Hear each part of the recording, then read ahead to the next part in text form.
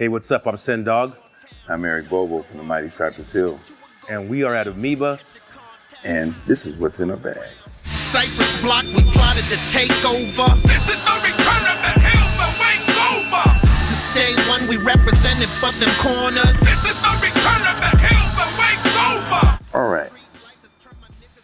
Pink Floyd, Dark Side of the Moon. First class traveling section, I think I need a lift. Definitely classic. Had a lot of memories with this. I mean, especially on the road, we would listen to Pink Floyd and be consuming hallucinogens and, tripping out on the sounds and, eventually the visuals from their stuff. But it's a classic record. I mean, one of the best selling records of all time. And just to have this on the vinyl is great. Have you ever seen one of those Pink Floyd laser light shows? Oh, yeah. We used to go to the Laserium at the Griffith Park, and they would play Dark Side of the Moon and stuff like that, and great experience, And there was one year that we all decided to do a laser light show, kind of also to entertain ourselves, while we're on stage. But Pink Floyd, this is a classic. What you got, man? I got an absolute classic. Classic of a jam. Whoa. Run-D.M.C. For every living person, we're a verbal tree. It's me and DMC. Jay, where's the beat? I got this because this was the band that, made me want to rap. I didn't rhyme until I heard these guys or saw them on Soul Train. Mm-hmm. And, they were decked out with their leathers and their shoes with no laces and all that. And I immediately was taken by that. And then, you had the dynamic of D and Run's, voices, which I think married very well. And this was like the first hip hop mega band, right? Agreed. Yeah, this was them. And they taught, from there on, we saw how to do it. We learned how to do it from then on, from that point. But a very influential record. King of Rock is on this one. And that whole vibe and that look that they had back in those days was just, you couldn't help but like it, So I was just like many millions of kids around the world that saw these guys and became a Run-D.M.C. fan. And still to this day, I still jam out on Run-D.M.C. That's classic. Yeah, that's beautiful. Yes, sir. Right there. Yes, sir. All right, let me see what it got over here. This because it's limited edition color vinyl, but the Root Down EP from the Beastie Boys.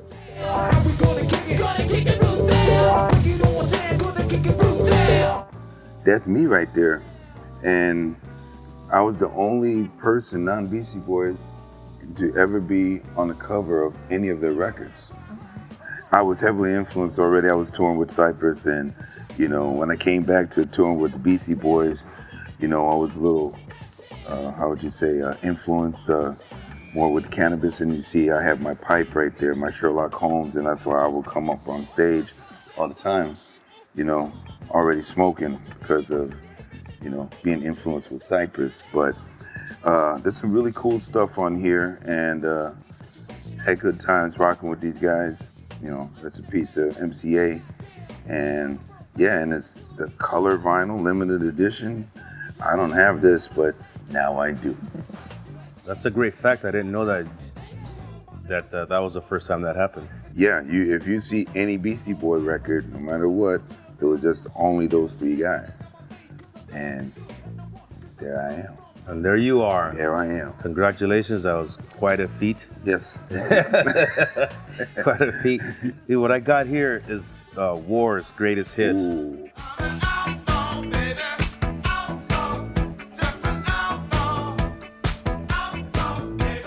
And the only reason I got the greatest hits and not like actual War album is because they had too many jams. You know what I mean? They just had too many jams. And there's one jam that my dad even liked to play called Cinco de Mayo on here.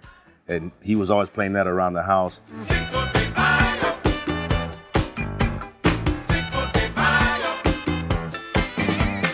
But, my thing was always like Lowrider and Outlaw and stuff in those jams. Outlaw, you know what I mean? Yeah, so I'm looking forward to some good listening right here with this. Greatest Hits 2.0. Oh, 2.0. Very fancy. And to this day, I still keep War posters up in my house. and I listen to War on the regular. I don't have this version of a War record, so I'm glad I was able to pick it up. And I think one of the most influential bands of their era, from their era going on forward. You know what I mean? There's a mix of like the, Latin, rock, soul, all of that. All of that. I still find them intriguing as a band because I kind of feel like, even if their stuff were to come out 10, 15 years later after it came out, it would still slam, So this is a very, very important record, and I can't wait to check it out. Lowriders and the first song on there. So we're in the game. We're in the game. Yeah.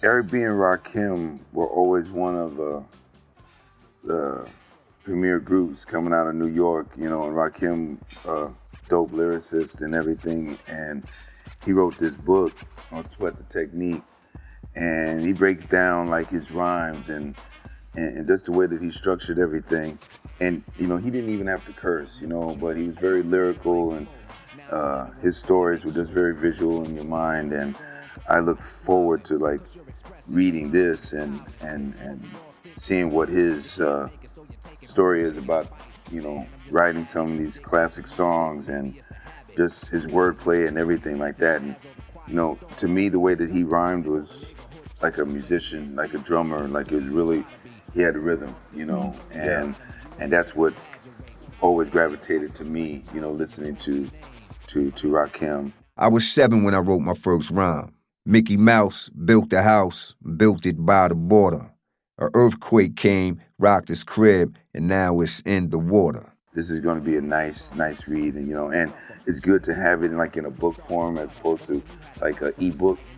You need to get back to having this in your hands and just being able to read it. So I recommend checking this out and learning some facts from this guy, Rakim.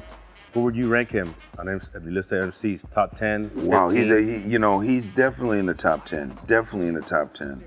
Definitely. Yeah, me too.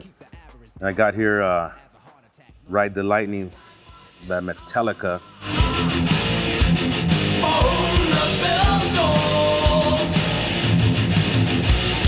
I've always been into rock and roll and metal and whatnot, but this record was kind of different for me. For the song For Whom the Bell Tolls. You know what I'm saying? So, and I know you all know For Whom the Bell Tolls, you all know Metallica, so it's not a secret or nothing. So, but there's sometimes a band comes along and does songs that just stay etched in your brain forever. And that's For Whom the Bell Tolls had that effect on me. And then later on, when we were able to actually open up for Metallica with Cypress Hill, and I was like, I looked on their set list to see where For Whom the Bell Tolls gonna be. So hey, I'll be back. I gotta go see a song, and that was a good experience for me. So, and not just that, you got Ride the Lightning on here, and Trapped Under Ice, Escape. This is a really cool record, and I think one of the most dynamic writing teams of all time in Hetfield and Ulrich. You know what I mean? Like when those guys get to writing songs, it's ridiculous. And that album's with Cliff Burton, right? Yeah, Cliff is on here. Cliff is right there. Yeah, so that was very important to, I'm glad I saw that because anything with Cliff Burton is, is gold pretty much in this world, in the metal world, Premier bass player, for sure. So for any of you Metallica virgins that have never heard, this album, especially Ride the Lightning, you need to go, do that for sure. What was it like playing with them? It was wild because James would come and watch us from the side of the stage every day. And one day I saw him there and he was talking to my tour manager. And after the show, I asked him, hey man, what was James telling you? And he was telling me that he's blown away with you guys, that you guys were just like a metal band. The reaction that you guys get out of your hip hop quartet rivals that of any metal band that was on that tour. So that's what they were talking about. And I was like, mind you, he never said hi to me, or we never actually met on the tour, but he would come by and check us out. He was kind of like behind you. Yeah. So I don't know if you ever saw him there. The trip about Metallica is that when I arrived at Woodstock, when we did Woodstock '94, the first band that I saw walking with Metallica, and I was kind of floored, like, man, they're here, like, you know, I mean, besides being there at Woodstock, you know, Metallica, you know, like, no matter what genre you like, everyone has heard Metallica, and it was just classic to see these iconic guys. It's like right there in front of me, knowing that they were going to go and rock the stage soon after us. You know what I mean? So, yeah, Metallica is definitely and they're still rocking to this day. Yeah, nothing stops their train. The train just keeps on pushing. Yeah, it just keeps on pushing, no matter, you know. And they've had some big changes in their lineup over the past in their career, but you know, the music just keeps getting better and better. You know, it's not that. It's just they're just a good band. They just celebrated like 40 years together, I think. Yeah. Amazing. You think we'll get to 40? Hopefully, yeah. Let's see how the body holds up, man. Yeah, right. This album by MF Doom and Mad Lib is a classic among hip-hop heads. Got more lyrics in the church, got ooh lords, and they hold the mic in your attention like two swords. You know, Mad Lib is a premier producer, and just the way he constructs, you know, his beats, and it go from like, you know, blues, you know, rock, you know, jazz and everything.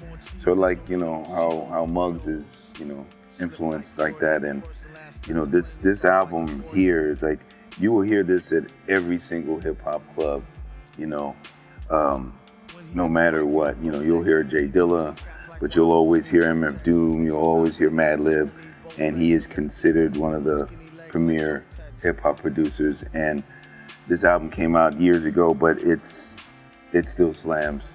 To have this on vinyl is great. So I'm looking forward to hearing this. Plus, I thought the mask was cool because you never saw his face. He always performed with this mask. That was the shit to me. You know what I mean? Just to be able to do that and rock and everything like that. So this is a good, for you hip hop heads, this is a dope record to have and to study. Definitely. That's a good one. What I got here is a record with an old man with a bunch of sticks on his back. He was trying to build a fire. Yeah, he's trying to build a fire, trying to get warm. Got a flaming heart, can't get my fill.